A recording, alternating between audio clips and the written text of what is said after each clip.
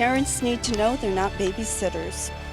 These providers, whether it's a home child care provider or a center or a preschool, they're there to teach. Should we see what's in there?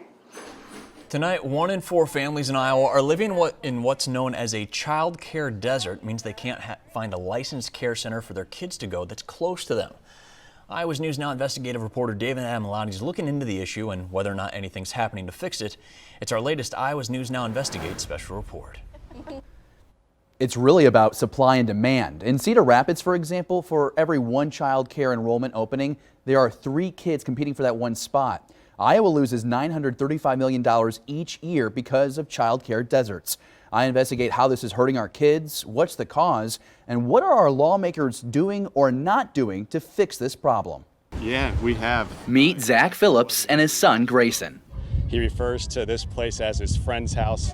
Dad says he's beyond words about how thankful he is a slot opened at Apple Kids in Cedar Rapids. It's necessary. Both my wife and I work. Without childcare, one of us, we wouldn't be able to provide.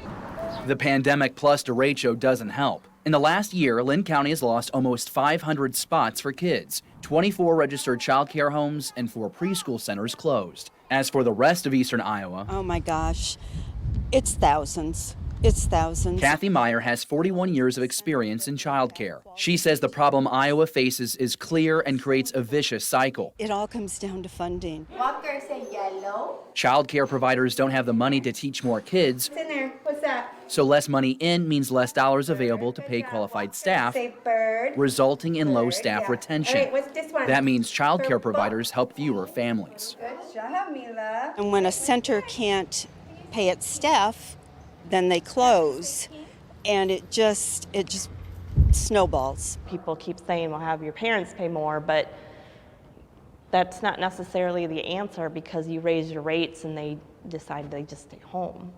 Kendrian Sizemore runs this Apple Kids in Cedar Rapids. She says it's also tough to keep employees with 4-year degrees coming through doors like these just to make $12 an hour. I feel almost guilty about how hard they work and what they get paid. They work so hard. Sorry.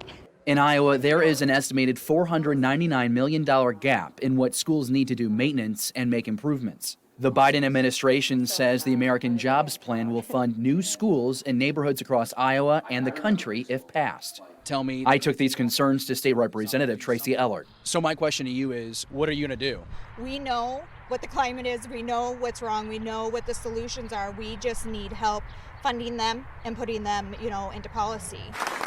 Governor Reynolds did create a child care task force this past March. Its purpose is to get a clear picture of child care and family needs in the state. Just over $1 million in grants have been awarded since, but some say it's too little too late. We want programs that are held to a higher standard. It's very hard to drop your kid off at a place that you don't trust. In Cedar Rapids, David Amelati, Iowa's News Now.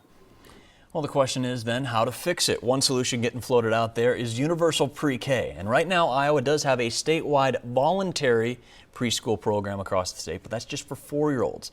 You've probably heard President Biden's American Jobs Plan proposals pushing for free universal preschool for 3 and 4-year-olds. That plan, though, has an estimated price tag of $200 billion. The Economic Policy Institute says public funding for pre-kindergarten could save parents as much as $20 grand a year. And you heard about Governor Reynolds' child care task force in David's story. There's already $13 million worth of grant money generated from that. It's created more than 4,000 new child care slots across Iowa. $12 million of those dollars are now in Iowa's child care funding programs. The other $1 million helps fund Child Care Challenge grants. There's a chance later this week for you to share your experiences with child care in the state with the governor herself.